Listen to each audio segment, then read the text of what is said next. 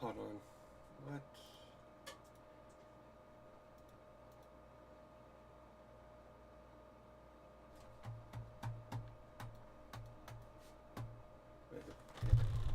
Hey, Mr. No Dad, how's it going tonight? Let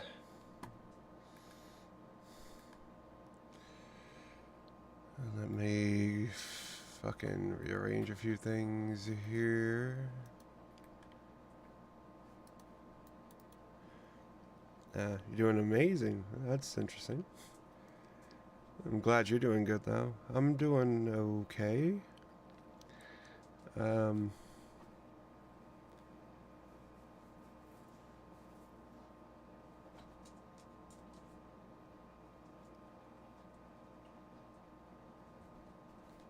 Yeah, I'm just, I don't know, bored, I guess.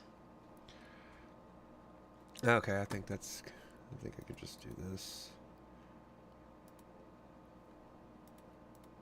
Let that be seeable. Come on.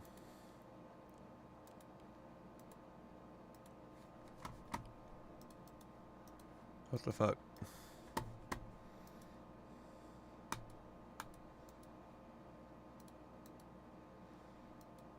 I practically did nothing. As smart as mid in class for math. Well, at least you were something. That's always good, right?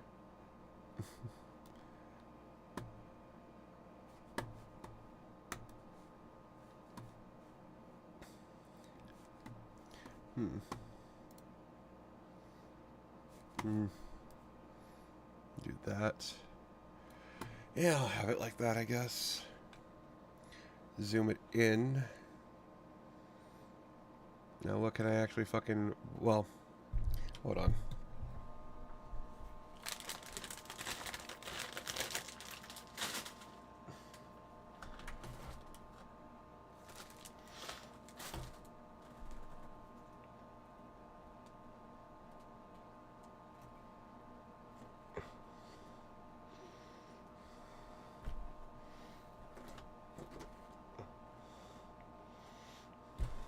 That'll work. Put that back there.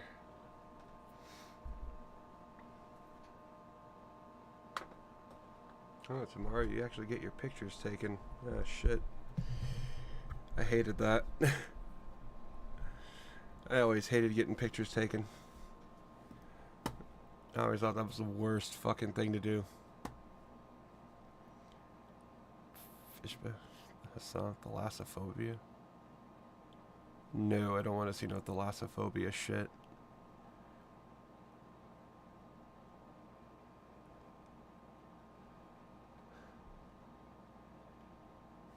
Is this dude doing anything else?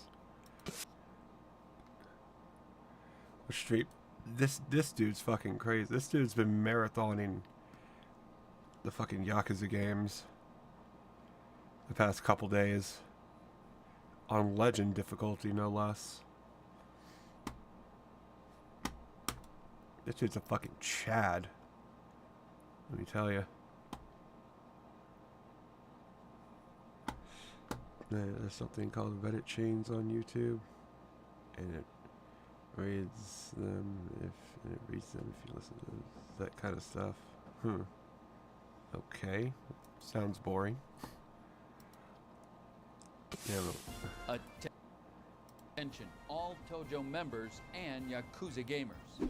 Kamurocho is in great peril. Devil Leon 7 needs your help fending off the Omni Alliance and convincing Nagoshi that we need more Yakuza in the West. How can I help? To do this, click on the subscribe button, the bell icon next to it.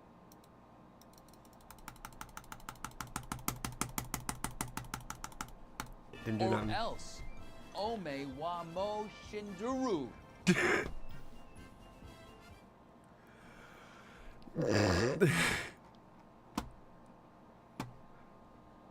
Oh my god, that hurt. That hurt. That shit's hilarious though. Uh, but yeah, that's not. This ain't no Yakuza stream tonight, baby. This is a boring ass knitting stream. No, but one marathon, one of his to finish one chapter on normal difficulty. It would, yeah. It seems to be taking that fucking long just to beat this one chapter in Judgment. For no good fucking reason.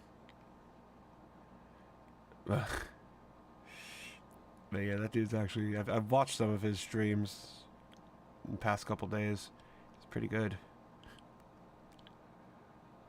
Better at the game than I am, that's for fucking sure. Well, to be fair, anybody's better at the game than I am, so... I can't really say shit. Fucking hell.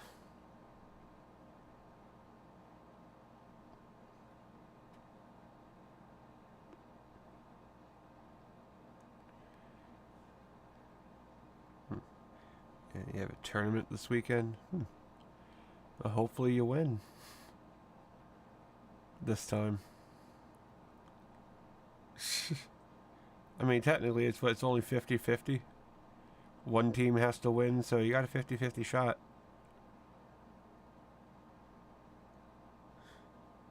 Oh, it's a real... Ah. Well, give my congratulations to the other team. I'm sure they'll do very well.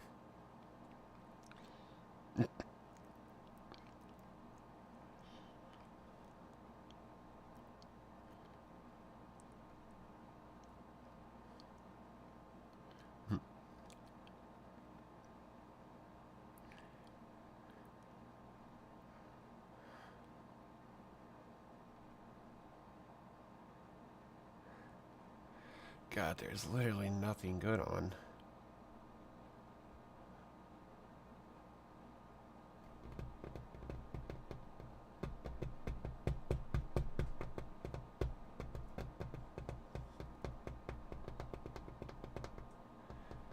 Yeah, 5 teams. We play them and we decide by the other winners. So we probably won't be third.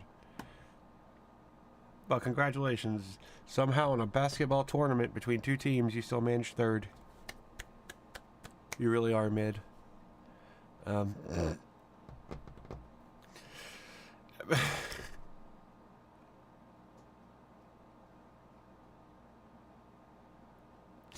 You know. It's not oh, you still get medal? Ah! Well, maybe you can take those medals and redeem them for some actual fucking self-esteem. At the self-esteem store. But yeah, literally mid, yeah. Because you ain't got... I don't even know what the fuck I'm talking about.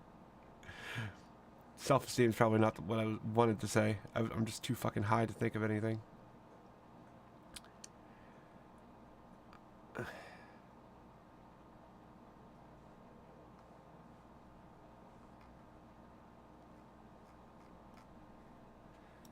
Come on, there's nothing to... Really? There's nothing good to watch? I really don't want to watch Rage compilations.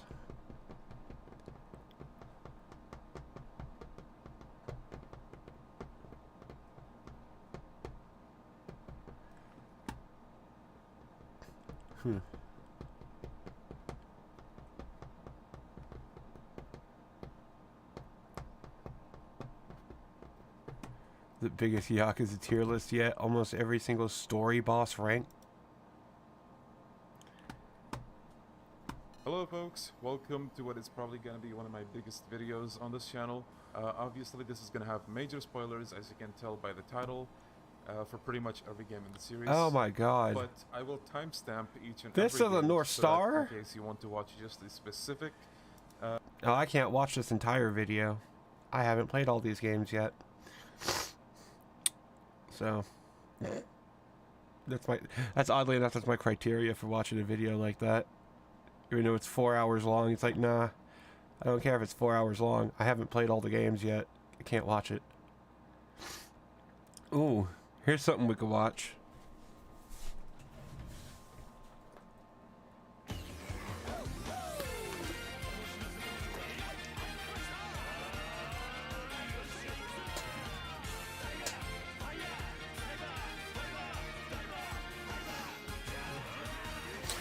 Yumemo, akagaremo, akagakidama, kakete, kieru sunzen, kure ga ii no, kore de ii no, futekesu,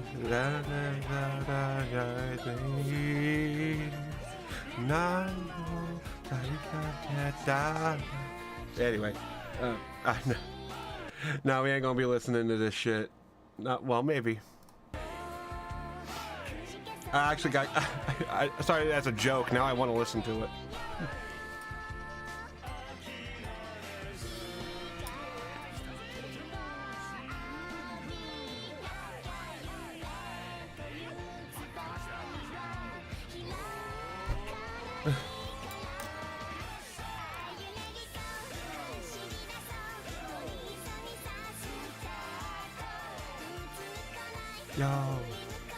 Yo, not so shiny.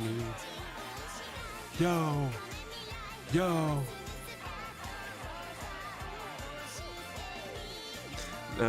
Seems it's in the shower into bed.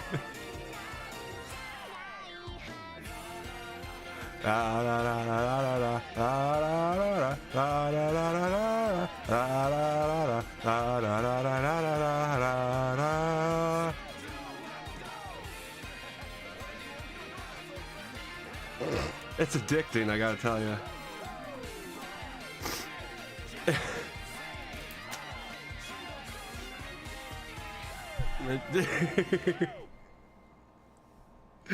I've heard it so many times, though. That's the problem. Legit man turns into a Haruka fanboy real quick. Well, when you've heard it as many times as I have playing this fucking game, and when I replay it to 100% it, and then replay it to play it on Legend, I'm gonna be hearing it a lot. So I'm fucking ready. You gotta love it. How I learned to stop worrying and love Haruka's music. That's what I'm gonna name that entire chapter. Oh god.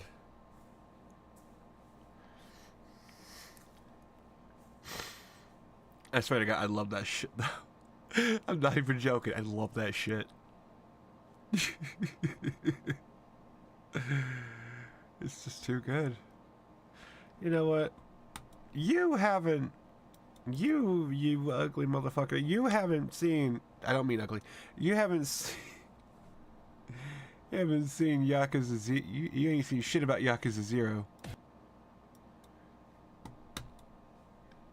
What very Rashi poor sinners who don't know Haruka's song? Exactly. Who doesn't know Haruka's song? What kind of fucked up people are they?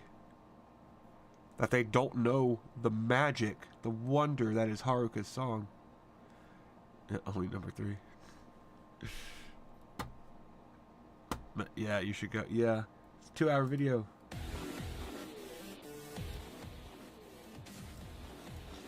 Yeah, you ain't seen 0. So let's go over 0 real quick. Eventually, in the life of a video game series, you have to go back. Well, I knit. You're obligated in to black. tell the stories of the characters before the games started. This is a difficult task because the fates of said characters are something that the audience already knows. But if you can manage to add to the world, the established characters, and tell an interesting story in a prequel, then you've got something special. That's what Yakuza 0 aims to do, and it does it very well. It's one of my favorite entries in the series, and a lot of fans put it at the top of their rankings. Yakuza 0 marked the start of a new era for Yakuza, and began its true skyrocketing of popularity in the West. Today, I want to dive deep into Yakuza 0, looking at story, gameplay, mechanics, and everything. Yeah, it in is a between. Wednesday, unfortunately. If you haven't seen my previous videos on the Yakuza series, it would make sense to go back and watch those now, as Get it the will provide calculator up so I can much-needed keep track of context stitches. for this entry. If you'd like to support the channel, you can subscribe to my Patreon, where I upload longer versions of my full retrospectives and weekly text updates. If you'd like to support the channel for free, then give this video a like and make sure to subscribe, as it really helps me out. Spoilers for everything Yakuza 0. Hey Dad, it's me, your favorite son, and today I'd like to talk about Yakuza 0. Yakuza 0 was announced at a Yakuza-focused event in August. This Thursday is one of the 2014. best days? This Really? entry Why? saw the team paring down Why is their Thursday amount of good? playable characters from 5 to just 2, Majima and Kiryu. The team specifically wanted Majima to stand out from Kiryu. They wanted them to be two distinct people. The goal was to see both characters in a new light, before they had become the people that we knew. This would make for characters that we almost weren't familiar with, but that would grow and change over the course of the story. The game was also announced for an American release and would be sold physically this time, unlike the previous game, Yakuza 5. It took a year and a half for the teams to localize the game for Western audiences because of the large amount of Japanese characters in the game. It was also the first game in the series that had localization done by Atlas USA. In the previous entries, localization had been outsourced to a company called Inbound. Inbound worked on the translation for That's Yakuza 0, plus and then Atlas 10. refined it and took the Well, because we localization get to the next basketball level. practice and we're probably going to do Yakuza nothing 0 in was school. also designed to be a starting place That's for not too bad, new then. fans of the series. And putting in so Not much having to effort do into the anything localization made for a except better practice. entry place for people who were just getting into Yakuza. Sounds fun. Yakuza 0 was released in Japan on March 12th, 2015 for the PlayStation 4. It was then released worldwide on January 24th, 2017. A few notes before we get into the game. Yakuza is well known for its dramatic, deep, in-depth crime drama main story. But the other big draw to these games are all of the things that you can do outside of that. Because of the large plethora old of Kiryu side looks so activities weird. to get involved in, I'll first In a look at way. the story of Yakuza 0, and then at the I mean, end I of the went video, from we'll go back 0 talk to, about all you of know, Yakuza 0's all the way up to 6, so distractions. his The progression other kind note of is on looks the version of normal Yakuza to me. 0 that I played. It was released on PlayStation 3, PlayStation 4, and also on PC over a year after its original worldwide release. I ended up playing the PlayStation 4 version using the backwards compatibility feature of the PlayStation 5. As I said before, Yakuza 0 takes place before the first Yakuza game, and focuses on Kiryu and Majima. It starts in 1988 in Kamurocho. For reference, this game takes place 17 years before the first Yakuza game starts, and Kiryu is 20 years old, while Majima is 25. Actually- This means that not only are our characters Let me redo different this. people, but Kamurocho is a very different place as well. We see Kiryu beating up a man in some sort of alley, and at first it seems like Kiryu is some sort of nefarious character. We find out that he's just collecting why money this- for a local loan This bit of shark. yarn doesn't feel The right. loan shark offers Kiryu a job as a debt collector, but he turns it down. Nishiki, Kiryu's sworn brother, who you'll probably remember from the first game in the series, contacts Kiryu on his pager, which will serve as our cell phones for this entry. On his way, he finds some goons shaking people down on his turf, which is a big no-no. Kiryu beats them down and Nishiki finds him in the middle of taking care of business. The two stroll the streets and talk about getting used to their new lives. He as looks Yakuza. weird without a They're beard. pretty new to the whole thing and still getting their bearings. He kind and of ranks. does he really have The a? two decide to have a good night on the town, and Does Kiryu have a beard? Yeah, Kiryu doesn't really have a beard. I mean, aside from the this modded beard. Well, yeah, he's got that soul patch more than anything, but he doesn't go full John Wick like that. He's not full John Yakuza. Okay, I guess that's John Yakuza, but you know. But, I mean, I guess he does look. He while does they're kind of heading have the through beard. city, they get into a fight small with beard. some drunkards. Kiryu meets an old American man who teaches him to use abilities.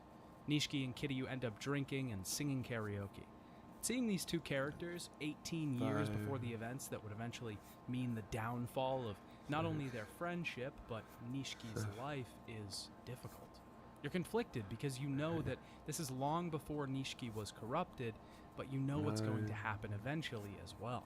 This game will do a lot to contextualize the relationship of these two Yakuza, and it does it to a masterful degree. The next morning, the two are sobering up with some food as they see a report on the news. The man that Kiryu was collecting the money from the night before, Taiichi Kurihara, was found bigger than dead. you can grow. Well, As Yakuza, it's reprehensible to not kill many civilians, people can grow a and good Nishiki beard, echoes this unfortunately. sentiment. Kiryu says that he roughed the guy up, but he definitely didn't kill him. Kiryu then gets a page from the Dojima family ordering him back to the Dojima HQ. I'm glad At the I HQ, can. Kiryu meets with the three lieutenants, Kuze, Awano, and Shibusawa. The loan shark that he was working with is the president of Toko Credit, and he called them to let them know Kiryu had beaten the guy up. Kiryu maintains that he didn't kill the man, and the three say that he was shot in the head. This clearly doesn't add up because Kiryu didn't even have a gun, so he thinks that someone must be trying to frame him. There's a bigger problem with the whole murder, though. The boss wants the lieutenants to get him the empty lot, the place that the man was killed in. It's their sole goal right now, and having a murder investigation on their turf makes acquiring the property a lot harder. Getting this property means a lot of money for Dojima, and he's even offering the rank of family captain to the first one that gets it. The other complication with this whole ordeal is that Kazuma, Kiryu's mentor and basically his father, is still in prison. He's the current captain, but because of Kiryu's screw-up, he'll most likely be expelled from the clan. They don't truly believe Kiryu's innocence, or they just don't care. Kuze tells Kiryu to turn himself in by the end of the day and give them his pinky finger. In the Yakuza, there's an act called yubitsume, which translates to finger shortening. The member is forced to cut their little finger off to pay recompense for some grave wrong they've committed. Kiryu knows that he's innocent, though, and he can't just let this go. He has to prove himself. He heads to Toko Credit to talk to the president, who was the one that gave him the job in the first place, and the one that told him to rough the guy up. Here, we have to bash our way through some enemies to reach the president's office. They're not too difficult, though, and the president doesn't even try to fight. The president doesn't get much information. Can't imagine out, me though, without a beard. just that he was doing what he was told. You don't have Kuze to, walks because in it and looks shuts awful. the man up. Kuze offers Kiryu a proposition. And I don't he like brushes it. aside his loyalty to Kazuma and spies on him for Kuze, then Kuze will help him out. He'll find the real killer, prove Kiryu's innocence, and even get him promotions within the ranks. It's a pretty good deal, especially in Kiryu's position. He's young and even younger in the ranks of the Yakuza, and he's looking down the barrel of prison time already. But Kiryu doesn't accept, because the price to pay is too steep, betraying his father. Kiryu leaves and Nishiki wants him to head to the Kazuma family office to talk to Kashiwagi. He's currently the leader of the Kazuma family while Kazuma is away. Kashiwagi agrees with Kiryu and believes that someone has tried to frame him. Kashiwagi thinks that it was most likely Kuze who's behind everything, or at the very least, he knows what's really going on. Kuze realizes what this whole thing means for Kazuma, and he has a plan. He decides that he's going to suggest that he be expelled from the family. Then Kazuma won't have to take any of the fault for his framing. Also, since he'll be a civilian, he can confront Kuze and get the truth by force. Kashiwagi doesn't want Kiryu to do this because he thinks it's a bad idea. He even strikes Kiryu, but this doesn't deter him. Kiryu plans to go straight to Dojima with the request. On the way to the Dojima HQ, we see a flashback of Kiryu and Nishiki at the orphanage when they were younger. Kazuma is lashing out at them because they've decided to join the Yakuza and he doesn't want them to be a part of that world. Kiryu confronts Kuze and tells him he wants to give his request for expulsion to the boss, but Kuze won't let him through. Kiryu is getting beat on, and when Kuze finally says he's out of the family, Kiryu is allowed to attack him. At this point, we have to fight through tons of goons and have our first large raid of the game. Before we get to that, it seems like a good time to talk about combat in Yakuza 0. Yakuza 5 to Yakuza 0 is one of the largest changes that the series has seen to date. It's a massive difference in systems and styles. It functions a lot like Yakuza Kiwami, as this is the first appearance of these separate styles in the series. The basic combat, though, functions mostly the same. We can attack with rush combos and combine those with finishing moves to develop full combos. We can also press the triangle button at 4, certain points when indicated to initiate 5, a heat action. 6, These are particularly outlandish in Yakuza 0 7, and can get pretty creative. 8, In Yakuza 0, Kiryu can switch 9, between 3 different and styles of fighting, 10. each with Okay, their good. own Done. use and distinct flavor. Cast on The is first finished. of those is the brawler style. This is the one that I would call the normal style. It's the closest to Kiryu's previous fighting style and is the balanced option of the 3. The rush style is a lot quicker and is much more focused on speed. Attacks are faster but do a lot less damage individually. We can quick step and dodge a lot more than the other styles, and it's made to counter the slower, lumbering enemies. The last style that Kiryu has is called Beast, and is the big brute damage dealer of the bunch. We can take a lot more damage in this style and deliver wide, sweeping attacks, but we're also much slower. The styles each deliver a unique type of gameplay and are all represented by different approaches to the situation that's in front of you. It can be used to reflect the way that the player chooses to play, or it can be used as a way to counter specific types of enemies. It's a wonderful system that works really well and provides a lot of variety in gameplay. Personally, I used Beast style a lot, just like in Kiwami, but in Yakuza 0, I mainly used Beast style for large groups of enemies, as it was easier to take a lot of them out at once. It wasn't super effective at taking out bosses though, so I would use Brawler or Rush for that, depending on the situation. Yakuza 0 has also changed its upgrade system dramatically. We still have a plethora of abilities that can be unlocked, but there Anything is I no can level use system in this entry. We don't level up like There's a normal stitch and counter. get skill points, soul There's a orbs, stitch or marker. experience. Instead, we use cash to unlock new abilities, which are represented with a skill tree for each fighting style. The reason for this, and the genius of Yakuza 0's systems, lies in its time period. Yakuza 0 takes place during the late 80s in Japan, which happened to be a time of great affluence for the country. During this era, Japan was seeing a miracle of economic growth. Yeah, I'll and figure something money out. was flowing. Because of this, everything in Yakuza 0 revolves around money, even the abilities. Some abilities can even cost up to 500 million yen, but don't worry, the game provides us with plenty of ways to get that kind of cash. Yakuza 0's combat is pretty great overall, and I think it acts as a general improvement for the series, especially the skill trees. One of my issues with the previous entries is how narrow your choice is for skills. With the new system, we can look ahead to see what we can unlock and choose certain improvements over others. My only large complaint with this entry is that it's incredibly easy. This was one of my first Yakuza games, so I haven't played it for a few years, and coming back to it after playing games like Yakuza 3 and 4 is really odd because I don't remember it being this easy. I assume they lowered the difficulty to further cement it as a new entry point for fans, but most of the game isn't a challenge at all. We have a really long stretch of fighting our Yeah, way he up says to that. Dojima HQ.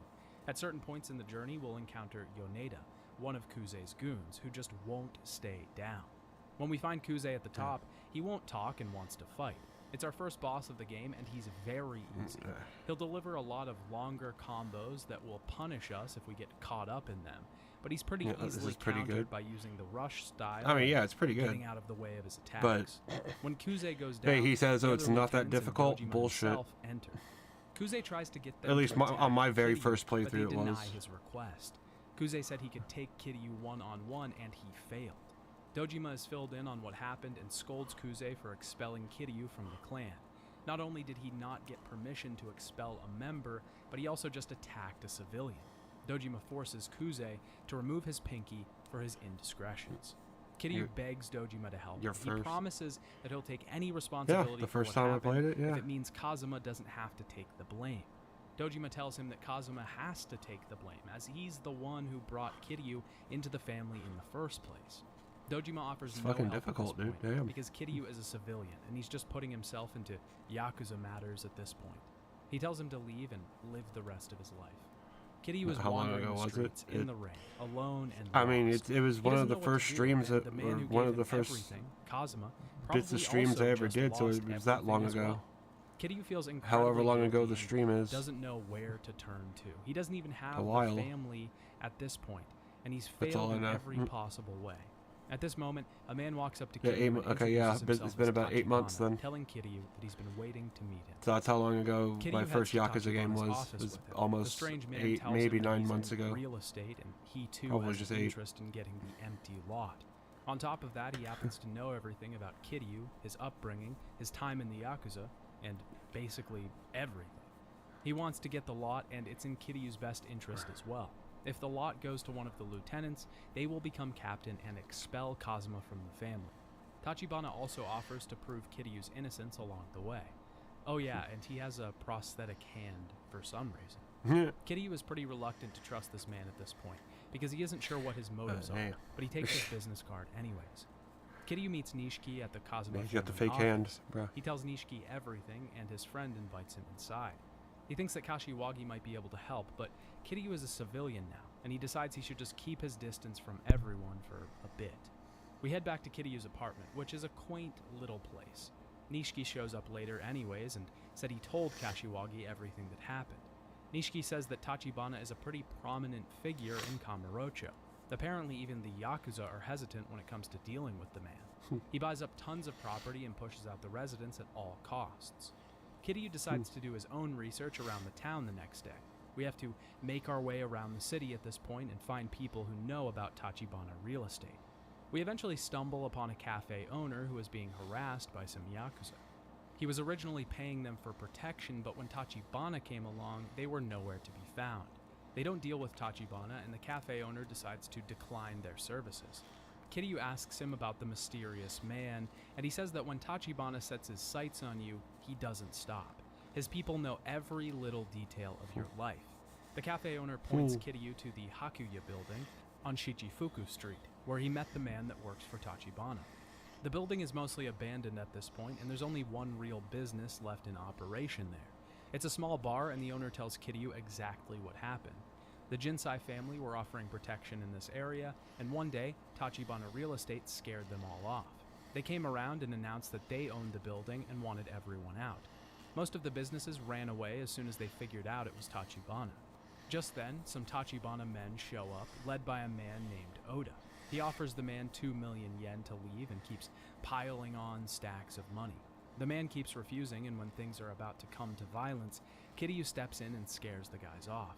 The man reveals that he was just holding out to get more money and it had nothing to do with principle or making a point. Yeah. On his way out, Kiryu talks to That some was of a the shock. homeless men in the building. Most of the homeless in the town work for Tachibana. Kiryu wants more information and the man points him to the public park. There, we find 5 homeless men who all want paid in booze for different information. We have to get 5 different kinds of specific liquor to satiate their palates. Doing this requires hunting all over town at the various convenience stores in the area. Eventually, they tell us that the homeless are hired to camp out at businesses and make themselves a nuisance. This is used to push business owners out and makes Yeah, you're pretty tired? easy money No. for the homeless men. The Tachibana men like to work around the Champion I know, District I'm often, same. which is full of bars and I'm always probably a tired. good place to push business owners out of. When Kiryu arrives, some locals from the area think he's there to push them out, so they attack him. We beat them down, and they won't give up information about Tachibana.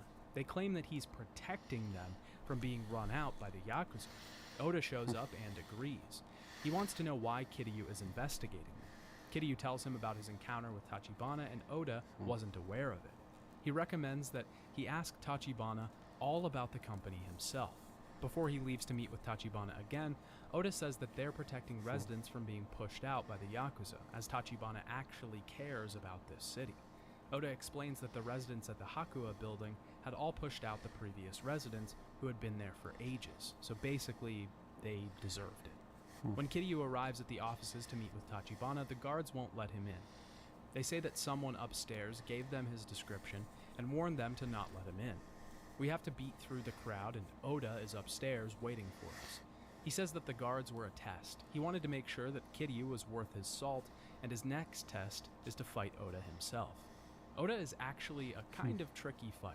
He's pretty powerful, and his Tonfa attacks can take off a lot of health pretty quickly. The only thing is, there's a lot of improvised weapons in the room, which makes things incredibly easy when using beast style.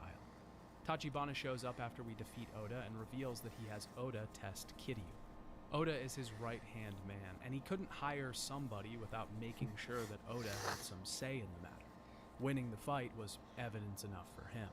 This is certainly a strange situation, but Kiryu really has no other option. He doesn't even have any leads at this point, and he has nothing in regards of a support network. Everything he knew and valued has been taken from him, so his only option to prove his innocence and save his mentor is to find out what's going on here. Tachibana begins to explain everything. He has great power, and that's money. He shows us as much when he causes a 10-second blackout across the entire city. He plans to work this power, his money, against the Tojo clan, but he has a man on the inside, an ally in that of Kazuma. Kazuma expected everything that would happen in these past few days, and entrusted Tachibana to watch over Kiryu. Tachibana thinks that Kazuma has a bigger reason for getting the empty lot than him or Kiryu even know. Kazuma gave something to Tachibana to prove that he was telling the truth, Kazuma's watch. He wants Kiryu to give it back once he's completed his mission. Kiryu realizes that joining with Tachibana is taking an order from Kazuma, and he is ready to do that, even if it costs him his life. Now, Yakuza 0 is not like the previous multi-character entries in the Yakuza series. In those games, we would generally play 4 chapters of each character and then switch to a different one. The games would then have a final chapter, the finale that would tie all of their stories together. Those games were like a half-finished braid with just the ends tied in. Yakuza 0 is more like a large, taut rope, threads intertwined and woven together. Every 2 chapters, we switch to the other character in the game, back and forth until the finale chapter. At this point in the game, we can switch to Majima's story. It begins in Sotenbori, the city we've become almost as familiar with at this point as Kamurocho itself. 2 men are on a trip to the city and end their night at the cabaret club Grand. They talk about how it used to be a dump, but the new manager that started a year ago has improved business greatly. A nearby customer has gotten a little too rowdy, and the manager himself comes out to deal with the problem, Goro Majima. This game clearly takes place about 3 years after the Ueno Saiwa event that Majima was involved with, and Majima seems to have taken up a new profession. He's much different than the Majima that we see in more recent entries of Yakuza. He definitely hasn't found his mad dog yet. He handles the disgruntled customer very professionally and refrains from violence at all costs, even when he has alcohol poured all over him. He keeps the mood up by making witty comments throughout the whole thing. This is just such a stark contrast to the character that we know, and I want to talk about the idea of prequels for a moment. A prequel is an incredibly hard concept to pull off, and there's always a chance of the schlocky prequel that just throws in references from later in the series to appease fans. I'm looking at you, Solo. But with this predicament, how should you approach a prequel? The answer is that you should do it exactly like Yakuza 0. It takes the characters that we know and completely subverts our expectations, making them the exact opposite of how we know them. The reason this works so well is because we get to see them grow into the versions that we're familiar with over the course of the game. Kiryu isn't this legend. He isn't the icon that people can aspire to. He isn't the Dragon of Dojima. Yet. Majima isn't a legend either. He isn't the top of the Tojo clan. He isn't the insane, off-the-rails, mad dog of Shimano. Yet. It's this promise that we're going to see how that happens throughout the course of the game that pulls people in. It's such an interesting setup and characterization, and it just works so well. As Majima, we have to evade attacks from the customer. We can't hit him, and even our heat actions will just see us offering the customer some help. The crowd loves the performance, and the whole ordeal could have been a humiliating, awkward situation, but Majima turned it into entertainment. He asks that the entire place forgive the man, as he just had too much to drink, and he also gets the customer to buy everyone around as repayment for the disturbance. This demeanor changes when Majima makes it up to his office. He wants the hostess to get a large bonus for dealing with the customer, and to keep an eye on the man to make sure he pays the bill. Majima has to deal with some workers who aren't fulfilling their roles. One is a hostess that's been arguing with the other girls in the club. He solves the situation by putting her in her place. A waiter is distracted at work because his father is sick. Majima gives him an advance pay and time off so he can help his father out. Just then, one of the customers is ordering very expensive items now that he knows he doesn't have to pay the bill. The man turns out to be Sagawa, the owner of the club and an influential Yakuza. He's been tasked with keeping an eye on Majima, and the whole thing is a test to get him back in the good graces of the Tojo. He has to make a certain amount of money to get back in the clan, which was previously 100 million yen. He gives the money to Sagawa, and that number suddenly turns into 500 million. Majima is determined, though. He'll do whatever it takes to get back into the Yakuza again. Sagawa decides to take Majima's best hostess for another club that he has to run. This is a big hit to the Grand's income, so now Majima has to look for someone else to replace her. Majima heads over to the Odyssey, the #1 competitor to the Grand. He goes in disguise and surveys the situation, but he isn't very impressed with what he sees. Eventually, the owner, Yamagata, recognizes Yeah, he skips over the one thing Majima he is sees. very open with his intentions to poach his biggest hostess. But in turn, Majima wants to trade some of his hostesses for her, and he also wants to give the place some tips on how they could increase business. Yamagata agrees to the deal, and Majima heads home for the night. When he gets there, some thugs are waiting for him. They think they can push him around because Majima never hits back at the club, but they don't realize that mercy only extends to customers, and these men aren't his customers right now. Inside his apartment, Majima has a cigarette and sees a few men in the city keeping an eye on him. This chapter is called The Gilded Cage, and it's true to its name. Sotenbori is Majima's cage. He can't leave if he wants to get back in the Tojo clan, and people are keeping an eye on him from every angle. He has to impress. He has to always be on. He can't relax, and the pressure is high. Here we see a flashback to the events from Yakuza 4. Bruh, with that's just Saejima like me. and Majima getting in trouble for the Ueno Saiwa hit. After that, Majima was held in some sort of Yakuza prison, tortured by his former boss. That's all I Shimano, needed. and That's his all I men. needed. Just a When he little bit of wakes up, prompting. it was all a nightmare, and Majima Let's heads just to start the Grand smoking. for the day. When he gets there, Sagawa calls him and wants to meet him for a drink. Majima is sure that there's some sort of ulterior motive here, but he isn't sure what. Sagawa wants to know why Majima wants back in the Tojo clan so bad. He tells him that he wants to be there when Saejima gets out.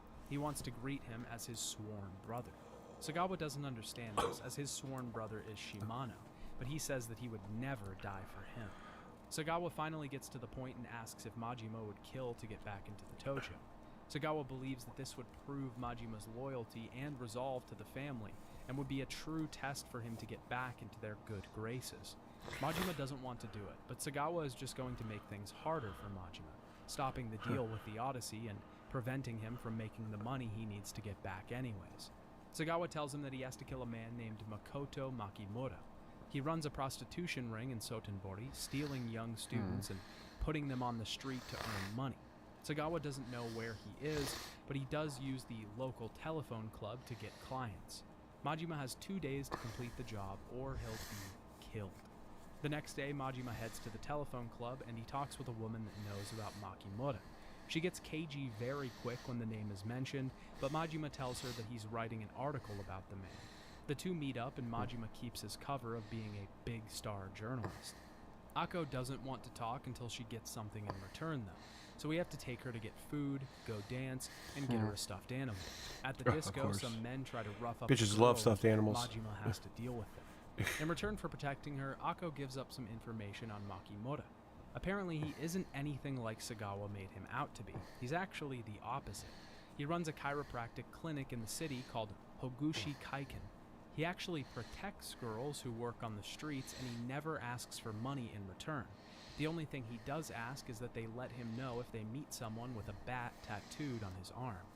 This is confusing to Majima, as he doesn't understand why Sagawa would lie to him about this, but he heads to the clinic anyway. Once there, he's prepared to kill, but no one is in. He investigates the place and finds a picture of Makimura. He decides to come back later to do the deed, but just then, a girl enters. He figures out A that she's girl! blind, judging by the cane in her hand Oh, and no. her actions. He decides to try and slip out unnoticed, but he bumps into her in the hallway. She freaks out, thinking that Majima is some sort of thief, but he says he was just there for a massage and is in great pain. Even though they're closed for the day, she offers to help him out. During the massage, Majima probes the woman about her boss. She has nothing but good things to say about him and all the kind things that he does. Majima is starting to worry about what's going on and thinks that Sagawa has tricked him. Just then, the boss himself enters and he notices Majima's Yakuza tattoo. He sends the girl out of the office, and he says this isn't the first time an assassin has been sent to kill him. Majima calls him Makimura, and he's confused. He's not sure where Majima heard that name, but he's ready to fight. Before we get into our first big boss battle of Majima's story, we should talk about his combat style. Majima is similar to Kiryu in that he has 3 distinct styles that he can use. The first is his thug style. This is pretty similar to Kiryu's brawler style in its use. It's an all-around balanced sort of style that lends some decent damage with good defense and movement. There's a distinct difference in every one of Majima's styles and Kiryu's though, and that's flair. Kiryu's fighting is very rigid. He holds a large frame and stays steady. He's a calm lake in terms of fighting, but Majima is a flowing river. He moves a lot, he's fluid. His unique and unorthodox fighting lends to his character as well. Just as we've seen in his previous appearances throughout the games as a boss battle, he brings that sort of mad dog energy in his fighting approach. Majima's counterpart to Kiryu's Yeah, that Rush mad dog style energy. is his breaker style. This one is pretty similar to Rush in that it's all about speed and movement. This one is based around the break-dancing craze in Japan during the 80s.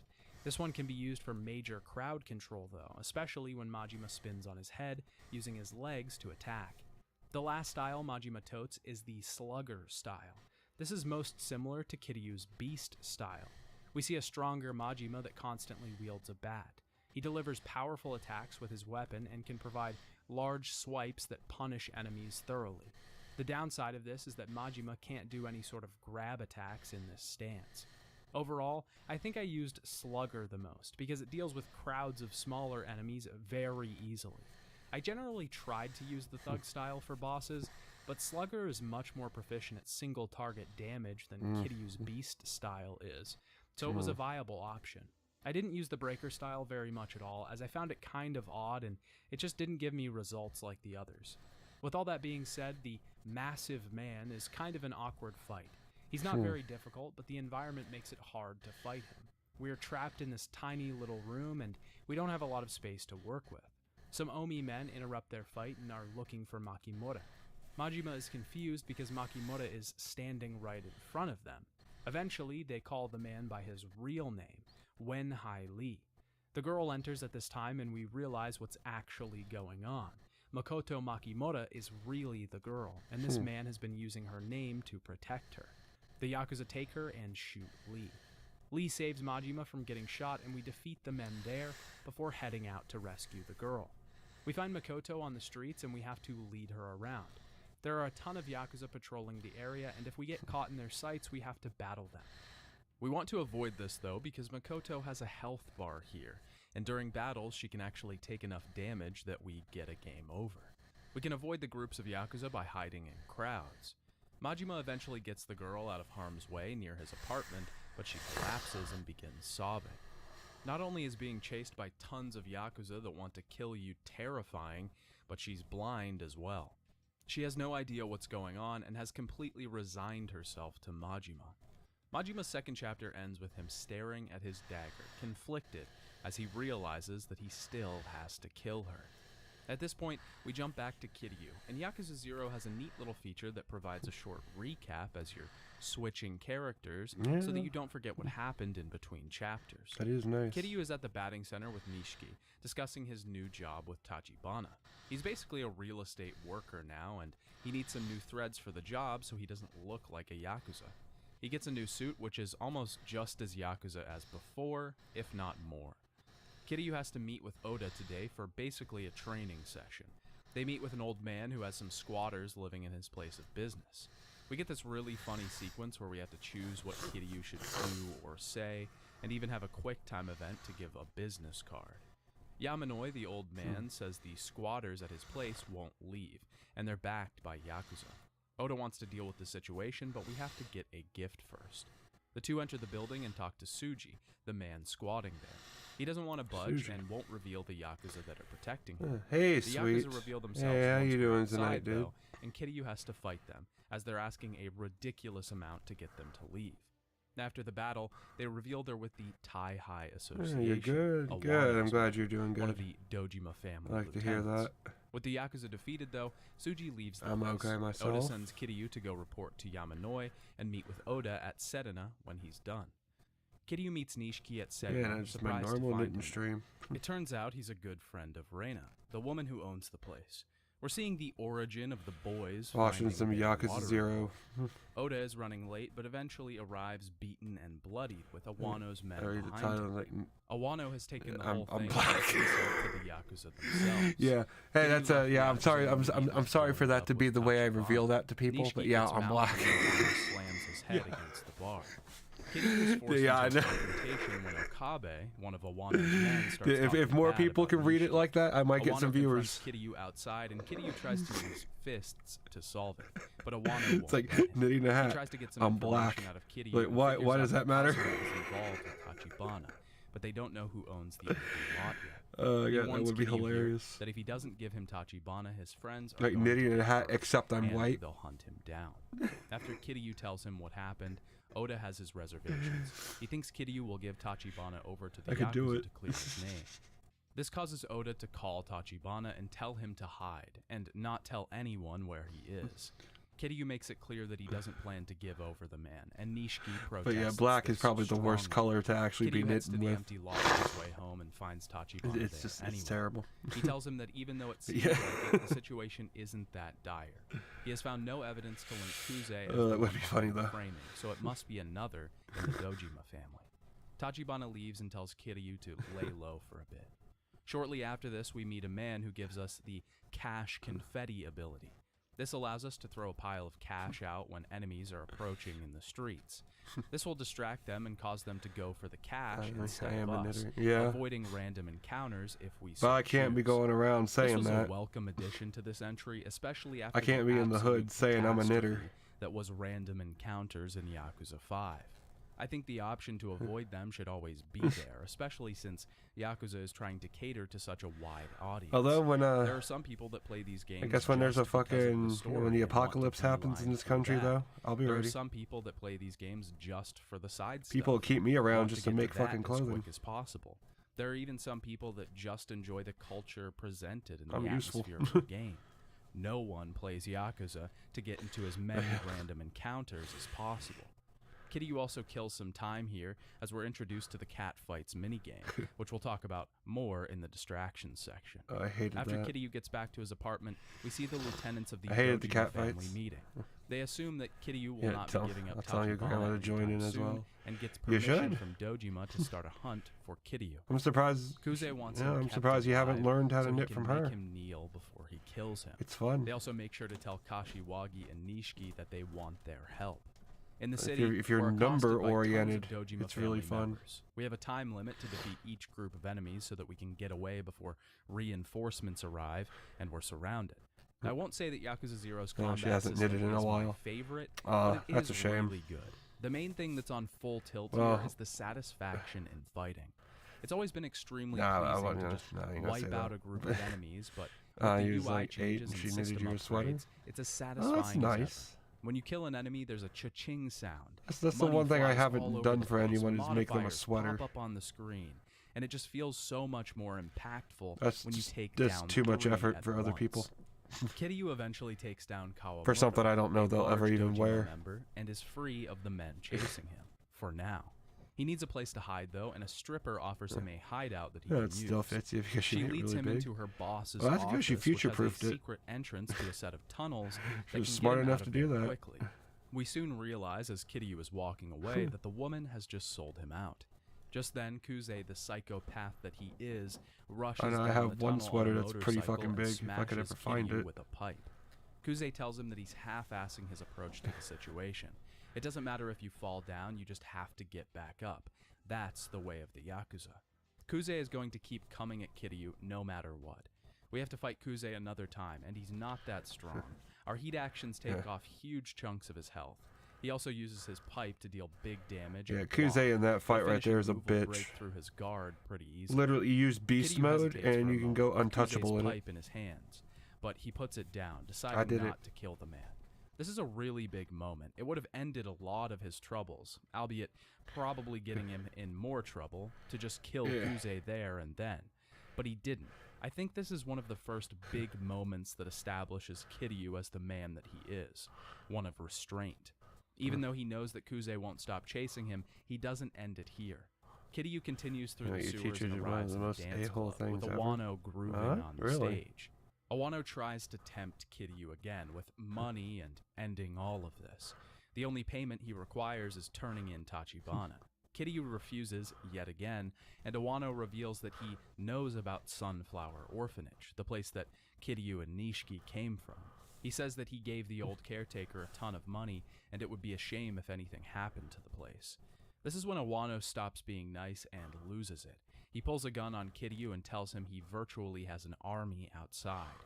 Kiryu basically tells him he would rather get shot and die than incomplete work for because you Awano. didn't show your work. Awano doesn't understand but lets Kiryu I've go. always hated that. Outside, Kiryu prepares to be shot by the men waiting for I've him, never but understood there's why not a they give single why it's Yakuza there. important to show your work. Nishiki As long as you arrives get and the tells fucking Kiryu right to get answer, in. He's decided after then you know everything you they've did the been work through, right. he can't neglect to help Kiryu, even if it means his own fate. That's just so Kiryu pathetic. falls asleep in the car at this point, a long day of being chased around the And city. you know, I would just When keep he doing wakes it that up, way. Nishiki has I taken wouldn't him give to a a spot fuck. in I would the just middle keep of the doing it, woods. without showing my Nishiki says fucking he work. just drove Let until her they keep got marking to a that shit dead as end. He incomplete, doesn't and then know let the where they principal are. sort that shit They out. get out and he gives Kiryu a smoke. He tells him to enjoy, because it's going to be his last.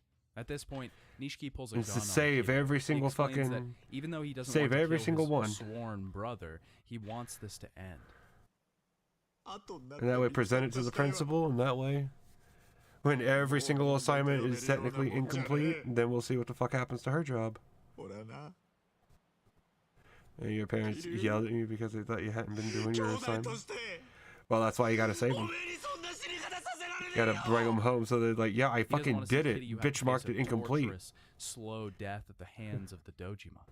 Kiryu is not shaken. People by that this. want you to He tells show your Nishiki to work are do too it and fucking control apologizes freaky getting for him me. Involved in everything. He asks only one thing: that Nishiki takes his head and turns it in for the promotion, so he can at least get something out of this. Nishiki breaks They down want at they want this you to point. show your He work can't because their kill his work is so best pathetic. friend and Apparently, sworn I brother. guess I don't He know. just doesn't have the strength to pull the trigger. Kiryu tells him to stop getting involved, or the Dojima will be after him as well, and he takes the car, leaving Nishiki in the woods. This scene is Yeah, apparently it's probably not one about of doing. the It's not best about in getting the right entire answer. So series.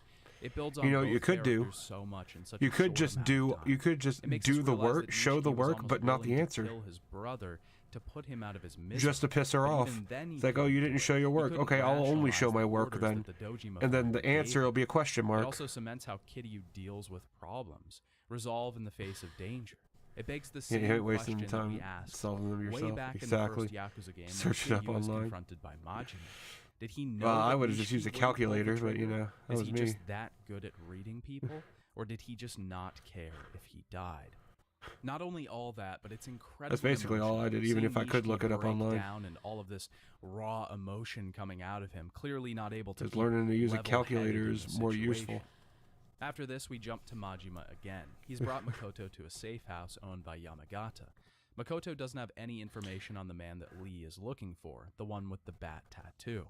We have to track down Lee at this point and get some information from a Chinese man who shows up at the chiropractor's A office. Chinese man. He leads Majima to a mahjong parlor No. where he finds Lee already patched up. Lee is a He's Chinese decided man. that What are you Majima talking about? must not be his enemy because otherwise I he don't would care. have harmed She gave you a Makoto zero for by not now showing work, but and she would can't not call have it sought him out. incomplete. Lee tells Majima about the man with the Exactly. bat tattoo. She's just being Apparently, a bitch at he that is point. the one who is responsible for her blindness. She was sold off to the Korean mafia, and she And was that made if she a if she, slave. she wants you to This show your gave her work, then show the work, post-traumatic just not the blindness. answer. He rescued her and has been Just fuck searching with for her. the man ever since. But it seems he has nothing to do with the hit. And that was for the recently put answer, out on her. Right, Lee figure it has out some yourself. Sort of plan to prevent Majima from having to kill Makoto, but he won't tell Majima the Or details LOL. until he sets everything up. When Majima Just to gets mess back with to her. the warehouse, he tries to relate to Makoto, telling her about how he got his eye taken from him. Makoto becomes somber after thinking about the experiences she went through, and Majima goes out to get her one of her favorite foods, Yeah, it's the bare takoyaki. minimum. I As thought the two might are as well eating not their do the food, homework. Majima asks about Makoto's Oh, I never did the watch. homework It myself doesn't make anyway, much so sense that she'd was maybe wear my one, problem. But she tells him it reminds her of her life before she was blind. That was It my has a music policy. box No inside, homework. but it's broken. She Want me decides to do leave work, it has to behind, be and in Majima school. picks it up without I don't her get knowing. paid for Majima doing has to work head at to home. work, and Fuck before that. he leaves, he asks Makoto if she knows someone named Sagawa, but she doesn't. She's literally On his way to terrible at her work, he meets job. a man I outside of believe another it. cabaret club in town, and this leads into Qualifications or Majima's requirements for large teachers are minigame, so loose the these Cabaret days. Club, which I'll detail in the distractions section. After his shift, the Chinese doctor from earlier meets him outside. He tells Majima that Lee wants to meet with him. Lee and Majima It's discuss funny, the you got fact so that much, Sagawa such has a big people need tailing for him. teachers. Lee doesn't want to give But away we don't wanna Makoto's pay him. location, so he lets Majima So use a stupid. hidden tunnel in his clinic. The three of them meet back at the warehouse, and they get ready to discuss the plan. Makoto nods off, and Lee says he spiked her drink so they could talk about the plan without her knowing. Weird. Lee has apparently found a woman that looks just like Makoto, and he suggests that Majima kill her. Afterwards, Hey, Lee welcome will back, remove Mr. all No Dad. evidence of her identity and will ID her as Makoto. Majima doesn't agree with the plan one bit. Lee used to be an assassin for a Chinese mafia-type group. During his last few jobs with them, he met Makoto, and she reminded him of his daughter, the who sunflower also triad? went blind from medication she was taking for an illness. She's gone now, but That's why I think Lee is willing to teachers do get anything free to money keep because Makoto nowadays alive. anyone Lee tries to convince anyone gets Majima hired. of the plan, ensuring him Well, that I the mean, you woman have is a free terrible money. You have to person deal with that kids marries all men day. for money and gets them killed, so she gets the There, inheritance. there's no amount of money that Because you the could two pay don't me to agree, fucking they make me want battle to deal it with out. kids all Lee day. is a pretty tough opponent with a ton of health. I should also Or point even out worse, here that he looks teenagers. suspiciously like Saejima, same jacket and everything. So Don't worry, I'm not hinting hardly at any free. big reveal. He just looks like him. Lee uses some strong attacks, but dodging and getting well-timed combos in makes this fight pretty easy. Lee begs Majima to help him after he defeats him. He tells him that this is the only way he can save his own life. Majima takes and the besides, it's uniform still that Lee poverty planned to wages, dress the so it's body not double even in, worth and it. denies Lee's request again. Even if it was Outside, free he money. throws it in the trash, and someone comes along looking through the items. I Lee is probably looking for make Majima more the off next of day, and he fucking heads to his social clinic. security than We teachers learn make. that the body double was found dead with be the willing to uniform bet. that Majima threw away last night. Majima says he didn't do it, so someone else must have known of their plan and of Makoto's fate. Just then, Yeah, he went Majima out gets a and call bought from the some man chips. who did it. He's waiting for Majima at crisps. the Grand, looking That's for nice. a trade. Majima heads to the Grand and What finds flavor? the killer to be Nishitani. Better head be of the barbecue. Kijin clan. Nishitani's trade consists of Majima giving Makoto to him as reward for dealing with Of course, the I say body. better be barbecue. He says he won't kill her, he just wants to talk. But Majima doesn't believe Fuck him. it, I got my He wants barbecue to fight chips. Majima, but Majima can't get a touch him. So Nishitani calls the police and tells them he's robbing the place. Nishitani is an extremely Not sponsored, by the odd way. fight. His movements are even more obscure and strange than Majima's. The oddest thing that he does Yeah, is barbecue- fake good. being downed and crawl backwards. Good, you made across the right ground choice. when we get close to him, slicing his way across the floor. He's really different, and this makes him hard to predict, so it can be a challenging fight. He doesn't give any information even after we defeat him. He says he'll see Majima another time before being taken away by the police. Yeah, thank God high Sagawa school is seniors waiting get for out Majima in early his before office everyone and asks else. some questions for the man. He wants to Yeah, know they why only he get didn't out early, but contact him only like after he killed 15 Makoto minutes and early or why something. her face was brutalized. Majima says that he doesn't even At least in remember my doing the school, deed in and my forgot high to school, they call. got out like 15 Sagawa minutes also early wants so to they know could get why to their cars Nishitani and shit. Omi Alliance Upper And they Yakuza could get was out at the before, club. the bus fucking Majima traffic chalks this happened. up to a drunken brawl. Sagawa trusts all of these What? answers and leaves to go speak Oh, with you mean a month Shimano early? Oh, about getting oh, they get out of Majima school a month reinstated. early. Oh, Majima is nervous that Sagawa will figure out the ruse that's okay, well going that's on, odd. so he needs to get Makoto out of the city. That's probably a On good his thing. way They probably back don't to have meet much Lee, to the teach them. Chinese doctor asks him to take some painkillers to the man. Back Or at the it's just warehouse, simpler to let him Makoto is out. finally fed up with Just say being in the go, dark. leave. She wants to know what's going on and why Yakuza are after her. Majima tells her about Nishitani and the Omi You alliance saw that okay, are getting trying salt to and get her. vinegar. Yeah. Majima thinks Sagawa has already figured out that the body How would wasn't anybody get Makoto salt and vinegar? and tells It's the two to disgusting. get out of Sotenbori. Even if the Omi track them to different places, he promises he'll help them out in any way he can. As they're about to leave, the Chinese doctor enters and tells Lee that he has decided to follow the advice he gave him. Since it's difficult for Chinese people to thrive in Japan, they have to pick money over loyalty. The man has sold them out, and Sagawa's men pour in. The doctor is promptly silenced, and we have to take down the brutes. They need to get out of the city, but Lee decides to stay back and make sure that the doctor survives. We have to meet Lee back at the clinic where he has a van that will get them out of town. To be fair, when We have you're in another your section final of year trying of to high get school, through the you can city get with extremely Makoto lazy. behind Well, us, hiding from all of the yeah, Yakuza well, yeah. that we can. I mean, why Once we wouldn't arrive at they? the clinic, the van is in sight, but just as Unless Lee you play starts the sports, ignition, the sometimes vehicle Take you out of explodes. school early. Lee is killed in the blast, and Majima is injured. Well, yeah, Sagawa sports take emerges from the smoke and precedent approaches over Majima, learning, gun apparently. in hand, ready to end him.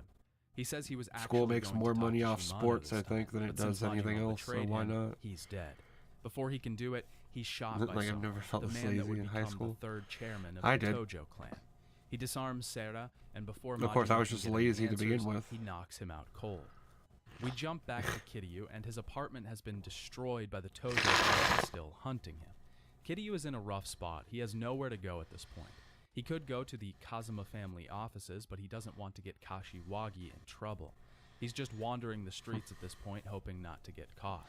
Eventually, he gets into a fight with a drunk man who's cut him with a That's bottle. because most. He's sitting in the park, and Reina comes along, Yeah, that's because noticing his wound. you're the She's most incredibly mid. concerned Yeah, you're for him, mid. and she invites him to come back to You're the Seven. most mid He player doesn't on the want to team. involve Yeah, her you in the are. situation, but she knows how much Kiryu means to Nishiki, and she can't just let him sit outside. Back at Sedana, Reina wants to know if Nishiki is okay. She saw him outside the Kazuma family offices earlier, and he looked very upset. Kiryu tells her that he cut ties with him for now so that he can be safe. Reina says a detective came looking for him at the Yeah, bar. you're the smartest and mid Kiryu on the explains team. the whole situation to her. The Dojima family enters the bar, and we have to battle them. They anticipated that he would use the bar as a hideout, and Kiryu truly isn't safe anywhere. Reina wants to call the police, but Kiryu doesn't think that would stop the Dojima family from trying to kill him. Before he leaves, he gives her the watch from Kazuma, telling her to give it to Nishiki. He wants her to pass on a message, that he can't go trying to avenge Kiryu if he dies. When Kiryu makes it outside, we're faced with the three Your lieutenants again. teammates want to squat on Kuze the wrong wants to end this basket. here and now, killing How? Kiryu for good. We have to battle him again. Are your this teammates time with dumb some or something? goons and an upgrade in that of a pair of steel fists. He's a little tougher in this third fight, but not too much. When we're focusing on the goons, he can be really annoying, as it's very easy for him to catch us off guard. But when we focus went the him, wrong way. the Okay, battle so he is becomes dumb. incredibly simple, and he gets back into Yeah, okay. the corner. Kuze begins to beat Kiryu and raises a bat over Who his the fuck head. goes the wrong way? Before he can deal the killing He has blow, Down Tachibana syndrome. comes through and hits Then why Kuze is he with on a the car, team? rescuing Kiryu in the process. Tachibana takes Kiryu to an underground parking lot to hide What out the while fuck? the heat dies down. Apparently, with the Dojima If he's not family able to out play in to the force, level of it's been other hard for him to fucking give orders other to students, others. why is he on the This team? is why he had to go What the fuck? hands-on in rescuing Kiryu just now. Like, is any This other scene is student doing really that? important Has any and other builds student went the Kiryu's wrong way? character What the fuck? incredibly That's like well. instant It bench also material right focuses on there. the Holy shit. juxtaposition between him and Tachibana.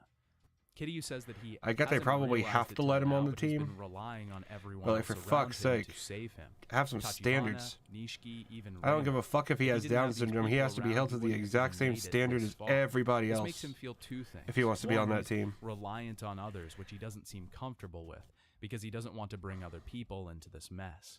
He also feels like a burden in general and not strong enough to survive on And that's his just own. fucked up. This first realization in Kiryu's Going the history wrong would way. make Jesus. for him realizing that he's stronger with others around him, which would clearly be an instrumental part of him He wants to surviving get benched through for doing future the extra speed ordeals. dance when you score. Tachibana has a completely different outlook. Oh, on this you should. situation. He Showboating. thinks that you should use everyone around you as much as you possibly can. Or bad It's the only way to sportsmanship. get I ahead mean, in that's what life, that and is. he learned this from his rough childhood. It's like you score and you Tachibana move on. reflects that this way of looking at things has made him use people, and in turn, they use him. This doesn't exactly create friends for him, but with Kiryu's outlook, he has friends and a support network, people around him that care enough to put their lives on Yeah. the line for him. Tachibana eventually Fine. grows ill during the That's what they conversation. literally Oda comes have to like rescue penalties for them, that. taking them to a place that the Dojima can't find them. Tachibana is in the hospital, and Oda explains the situation. Tachibana and he are Chinese nationals hiding out in Japan. A few years ago, Tachibana was attacked in the streets and lost his arm.